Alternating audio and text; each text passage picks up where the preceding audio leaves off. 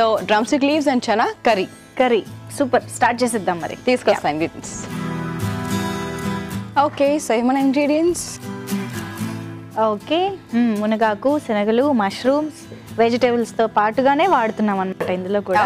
First oil and కొంచెం butter వేసేసుకుందాము. So రెండు కూడా మనం యాడ్ చేసుకుంటున్నాము మంచి టేస్ట్ కోసం. అవును, ఫస్ట్ కొంచెం ఆయిల్ వేస్తున్నా. బటర్ ఓన్లీ టేస్ట్ కోసం కొద్దిగా. చాలా కొంచెంగా.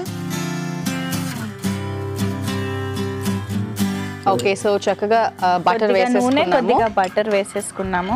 ఓకే, మంచి వేడి మీద ఉంది ప్యాన్. ఓకే, మంచి ఫ్లేవర్స్ కూడా వేసేసుకుందాము. సో లవంగం, ఓకే, తర్వాత దాల్చిన చెక్క, ఉల్లిపాయలు, పచ్చిమిర్చి, తర్వాత వెల్లుల్లిపాయలు. ఓకే, మంచి ఫ్లేవర్స్ చాలా చిన్నగా కట్ చేసి వేసుకుంటున్నాము. ఓకే, అల్లం. సో ఇప్పుడు ఫస్ట్ అయితే మునగాకు వేసి ఒక్కసారి ఫ్రై చేసేసుకుందాం. తర్వాత మిగతా వెజిటబుల్స్ అన్ని కూడా వేసేసుకోవాలి. మునగాకు కొంచెం ఫ్రై అవ్వాలేమో కదా. కొంచెం. మనం ఏంటి ఈక్వల్ క్వాంటిటీ తీసుకున్నట్ట మునగాకును శనగలు? మునగాకు కొంచెంగా వేసుకుంటాం ఎందుకంటే దాని ఫ్లేవర్ కొంచెం ఎక్కువగా ఉంటుంది కాబట్టి. మేజర్ గా మనకి శనగలు 1 full కప్ ఉంటుంది. 1/2 కప్ మునగాకు వేసుకున్నా సరిపోతుంది. ఓకే, ఆకుకూరలు ఎక్కువ వేసుకోవడం అలవాటే, కానీ కొంచెం మనకి ఫ్లేవర్ వల్ల కొంచెం తగ్గించుకున్నాము అంతే. It depends on the taste and flavour కాబట్టి మునగాకుకి మాత్రం ఇంతే వేసుకుంటే బెటర్ గా ఉంటుంది అనమాట. ఓకే, సో కొంచెం మిగతా ఇంగ్రీడియంట్స్ కొంచెం ఉప్పు అవి కూడా వేసేస్తా. టొమాటోస్ ఫస్ట్, మిగతా వెజిటబుల్స్ కూడా ఉన్నాయి చాలా కుక్ చేసుకోవడానికి. శనగలు అయితే ఎలాగో మనము కొంచెం నానపెట్టుకుని ప్రెషర్ కుక్ చేస్తే చేసుకున్నాం కాబట్టి లాస్ట్లో వేసేసుకోవచ్చు. ముందుగా వెజిటబుల్స్ అన్ని కూడా మనకి బాగా కుక్ అవ్వాలి. సో ఇప్పుడు మనం టొమాటోస్ వేసుకున్నాము, మష్రూమ్స్, తర్వాత మష్రూమ్, కొంచెం మునగాకు ముందెందుకు వేసుకున్నామంటే మనకు ఆకుకూరకు సంబంధించిన పచ్చి వాసన లేకుండా ఉండాలంటే మనకి టొమాటో మష్రూమ్ మాయిశ్చర్ తగలక ముందే ఆకు వేసేసుకుంటే కొంచెం ఫ్రై అయినట్టు ఉంటుంది కాబట్టి ఆకు పచ్చిదనం తెలియకుండా ఉంటుంది. సో ముందుగా సాల్ట్, మొత్తం రెసిపీకి సరిపడా ఉప్పు, తర్వాత కారం, ఓకే, తర్వాత ధనియాల పొడి. ఇవన్నీ కూడా ఇంపార్టెంటే. ఆల్రెడీ మనం ఎలాగో కొంచెం లవంగం అన్నీ వేసుకున్నాం కాబట్టి కొంచెం గరం మసాలా కూడా వేసేసుకుంటాం. ఓకే, అండ్ చాలా సింపుల్ కూడా కదా కర్రీ. Simple curry. 2-3 కాంబినేషన్ మాత్రం కొంచెం అంతే, ప్రీ ప్రిపరేషన్ అదొకటే. సో 2-3 కాంబినేషన్స్ చూసుకున్నా కూడా మంచి న్యూట్రిషన్ కూడా లభిస్తుంది. అండ్ కాంబినేషన్ వల్ల డిఫరెంట్ వెరైటీ ఆఫ్ న్యూట్రిషన్ కూడా మనకు లభిస్తుంది ఒక్కొక్క దాంట్లోంచి. సో అలా మనం డెఫినెట్గా ప్లాన్ చేసుకోవాలి. అండ్ ఓవర్ నైట్ నానబెట్టుకున్నాము అంటే మనకి బాయిలింగ్ కూడా ఎక్కువ టైం పట్టదు శనగలు. అంటే ఒక జస్ట్ 3-4 hours అనుకుంటే కనుక మళ్ళీ బాయిలింగ్ ఎక్కువ టైం తీసుకుంటూ ఉంటుంది. అఫ్ కోర్స్ ప్రెషర్ కుక్ అంటే ఏదైనా ఒకటే అయిపోతుంది. ఇప్పుడు వాటర్ పోయాలా లేదంటే అలా మనకి ఫ్రై అయితే? టొమాటోలో కొంచెం మనకి మాయిశ్చర్ ఉంటుంది, దాంట్లో కుక్ అయిపోతుంది. శనగలు వేసుకున్న తర్వాత కొంచెం సేపు కనుక మనము వాటర్ వేసుకుని సరిపోతుంది. లేదు అడగంటుతోంది అంటే మాత్రం చాలా కొంచెంగా వేసుకుంటే కూడా ఇంకా పర్ఫెక్ట్గా మనకి కుక్ అయిపోతుంది. Okay, done. ఓకే, అయితే సో ఈ లోపు ఒక చిన్న క్వెరీ కూడా అడిగేస్తాను మరి. సో రవీందర్ గారు మనకు మెసేజ్ చేశారు సంగారెడ్డి నుంచి. సో నీ పెయిన్ సర్జరీ చేయించుకున్నారంట, దాని తర్వాత మళ్ళీ దాని నుంచి హీల్ అవ్వడానికి అండ్ ఇంకెప్పుడు అది రాకుండా అంటే ప్రాబ్లం రాకుండా ఉండడానికి ఎలాంటి డైట్ తీసుకోవాలి అని చెప్పేసి. Okay, thank you for the question Ravindra గారు. నీ సర్జరీ తర్వాత జనరల్గా నీ క్యాప్ జనరల్గా చూస్తూ ఉంటాము. సినోవియల్ ఫ్లూయిడ్ ఏదైతే ఉంటుందో అంటే 2 జాయింట్స్ మధ్యలో ఏదైతే ఫ్లూయిడ్ ఉంటుందో అది తక్కువైపోతూ ఉంటుంది. అంటే it can be because of age or any other reasons కూడా అయి ఉండొచ్చు. సో బేసిక్గా ఆ ఫ్లూయిడ్ మనం సప్లిమెంట్ చేయడానికి జనరల్గా ఎక్కువ అంటే ఫుడ్స్ నుంచి ఆర్ ఎనీ ఇది ఉండదన్నమాట. కాకపోతే ఏంటి అంటే ఇంపార్టెంట్గా కాల్షియం సోర్సెస్ మనం చెప్తాము. ఆ ఫ్లూయిడ్ ఎక్కడైతే తగ్గుతూ ఉంటుందో అప్పుడు ఆ 2 bones రబ్ అయ్యి మనకి పెయిన్ చూస్తూ ఉంటాము, నీ పెయిన్ అదంతా కూడా. సో ఇంపార్టెంట్గా మనం చూడాల్సింది ఏంటి అంటే హెల్దీ డైట్ తీసుకోవడం చాలా ఇంపార్టెంట్. ఫ్లూయిడ్స్ చక్కగా తీసుకోవాలి. అండ్ ఈ ఫ్లూయిడ్ తగ్గకుండా అనేది మనం చూసుకోవాలి, అదే మెయిన్ థింగ్. సో నీ స్ట్రెంథనింగ్, తర్వాత మెయిన్లీ స్ట్రెంథనింగ్ ఎక్సర్సైజెస్ చాలా ఇంపార్టెంట్. బికాస్ దానివల్లనే ఏదైతే అంటే మేబీ రాంగ్ పోస్చర్ వల్లనో లేదా ఆ 2 జాయింట్స్ రబ్ అవ్వడం, సినోవియల్ ఫ్లూయిడ్ తగ్గడం, ఇదంతా కూడా it happens due to process of ageing or few years అయిపోయిన తర్వాత అట్లా అవుతూ ఉంటుంది మనకి. సో అది మళ్ళీ రాకుండా ఉండాలి అంటే జనరలీ మనం చెప్పలేం. బట్ స్టిల్ ఏంటి అంటే healthy diet and good intake of water, మంచి కాల్షియం రిచ్ ఫుడ్స్ తీసుకున్నాము అంటే పర్టికులర్ ఎక్స్టెంట్ వరకు మనము ప్రివెంట్ చేయొచ్చు.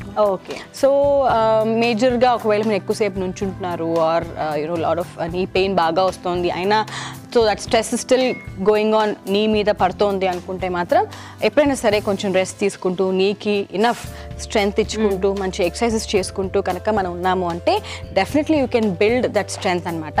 అండ్ మళ్ళీ యూనో అలా ప్రాబ్లం రాకుండా కూడా ఉంటుంది. ఫిజియోథెరపీ మీద ఏమైనా డిపెండ్ అవ్వాల్సి? ఇవన్నీ కూడా అంటే ఫిజియోథెరపీ లైక్ జనరల్గా ఫిజియోథెరపీ ఎక్సర్సైజెసే మనకి ఇవన్నీ కూడా లైక్ ఫస్ట్ నీ సర్జరీ అయిన తర్వాత మూవ్మెంట్ ఎలా అయితే మనం ఇవ్వాలో, ఎంతవరకు ఎంత యాంగిల్ వరకు మనం ఇవ్వచ్చో అదంతా కూడా మన ఫిజియోథెరపిస్ట్ జనరల్గా చెప్తూ ఉంటారు. సో దాని ప్రకారంగా మనం ఫాలో అవ్వాల్సిందే. ఎలా అయినా ఒక 6 months వరకు జనరల్గా అదంటే ఇదంతా కూడా ఇట్ హెల్ప్స్ ఇన్ స్ట్రెంథనింగ్. ఇదంతా కూడా మనం మూవ్మెంట్ ఎంతవరకు రావచ్చు. సో మేబీ కంప్లీట్గా 90 degrees రాకపోయినా కొంచెంగా కూడా అలా ఇవన్నీ కూడా ఫిజియోథెరపీ ఎక్సర్సైజెస్ నుంచి మనం చేసుకుంటూ ఉండాలి. స్టిల్ వీటితో పాటు అదే మంచి ఎక్సర్సైజెస్తో పాటు మంచి డైట్, హెల్దీ వాటర్, మంచి వైటమిన్ డి ఇంటేక్ తీసుకుంటేనే చాలా మంచిది. నైస్. ఓకే అండి. సో మంచి ఇన్ఫర్మేషన్ వచ్చింది. ఐ థింక్ నీ సర్జరీ అయిన వాళ్ళే కాకుండా నీ పెయిన్స్ ఉన్న వాళ్ళు కూడా కొంచెం ఇదంతా ఫాలో అవుతారు. నీ పెయిన్ ఉన్న వాళ్ళు జనరల్ గా కొంచెం అంటే ఎక్కువసేపు నుంచోకూడదు, అలాగే అంటే పెట్టేసి. అండ్ జనరల్ గా మనం చెప్తూ ఉంటాం కదా కార్డియో ఎక్సర్సైజెస్ లో కూడా చాలా మంది క్రాస్ ట్రైనర్ ఎక్కువగా ప్రిఫర్ చేస్తే మంచిది. ఎస్పెషలీ ఉమెన్ ఒక 35 years 40 years తర్వాత జనరల్ గా జిమ్ కి వెళ్తున్నప్పుడు కూడా, ఎందుకంటే నీస్ ఎప్పుడైనా సరే లాక్ అవుతే జనరల్ గా మనం చూస్తూ ఉంటాం నీ పెయిన్ కొంచెం ఎక్కువగా రావడం. నీస్ లాక్ అవ్వని ఎక్సర్సైజెస్ మనం చూస్తే అప్పుడు అంటే క్రాస్ ట్రైనర్ అంటే కంప్లీట్ గా మనకి నీస్ లాక్ అవ్వవు. సో ఏదైతే మనం సో శనగలు, నల్ల శనగలు ఇలాంటివి చూసుకున్నప్పుడు మనకి కర్రీస్లో వాడాలంటే కొంచెం ఆలోచిస్తూ ఉంటాము, కొంచెం strong taste and digestion problem కూడా ఉంటుందేమో అనేసి. సో అందుకే దానికి కొంచెం మంచి ఫైబర్ అలా యాడ్ చేసి బోల్డని వెజిటేబుల్స్, మునగాకు వేసుకున్నాము. అండ్ అఫ్ కోర్స్ చూస్తేనే అర్థమైపోతుంది చాలా యమ్మీ కర్రీ రెడీ అయిపోతుంది అనేసి. సో మిగతా ఇంగ్రీడియంట్స్ అన్నీ మనకు బాగా కుక్ అయిపోయాయి కాబట్టి ఆల్రెడీ బాయిల్ చేసి పెట్టుకున్న శనగలు ఇప్పుడు వేసేసుకుందాం. Okay okay. ఒక్కసారి ఐ థింక్ ఈ ఫ్లేవర్స్తో పాటు అది ఇంకొంచెం ఉడికితే బాగుంటుందేమో కదా.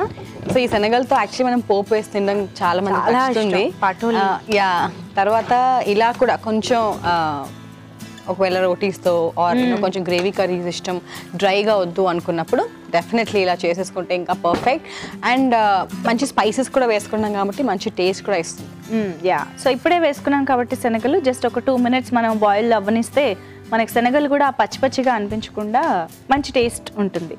సో వెయిట్ చేద్దాం. ఓకే, సో శనగలు ఉడకడం సరిపోతుంది అనుకుంటా. సో చాలాసేపు నుంచి ఉడుకుతుంది కాబట్టి ఇప్పుడు మనం సర్వ్ చేసుకునే టైం వచ్చేసింది. ఓకే, మునగాకు మనం వేసింది కొంచెమే అయినా ఆకు బాగా కనిపిస్తుంది కదా, అందుకనే లైట్గా వేసుకున్నాం. అదే పాలకూర, గోంగూర వేసినట్టు ఇంత వేసుంటే మొత్తంగా టేస్ట్ చాలా ఇదిగా ఉండేది. యా, సో ఇప్పుడే సర్వ్ చేసేస్తాను. ఓకే,